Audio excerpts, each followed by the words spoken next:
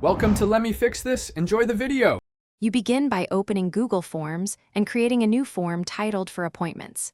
Add required contact fields so you always capture name, email, and phone. Then add a date question and follow with time slots as drop-down or multiple choice. This prevents overlap and simplifies selection. Once done, use the question settings to require responses and enable response validation for emails. Make sure to set the form language and time zone early to avoid confusion later. Next, structure slot inventory so each time option represents one booking. Use drop-downs or multiple choice to prevent multiple selections. Link the form to a Google Sheet so you can monitor responses in real time and flag duplicates.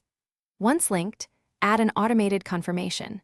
Install an add-on like form notifications, or write a short app script to send email confirmations with date and time. Make sure to test one booking to verify email content and sheet row creation before finally control distribution. Share the form link, restrict to organization, or embed it on your site and set response limits per slot. Once bookings start, regularly archive or mark filled slots in the linked sheet to prevent double booking. You can hide options and republish when needed. If something breaks, check add-on authorizations and that both form and sheet share the same time zone. Mismatches often shift dates. Make sure notification emails are not hitting spam by testing different addresses.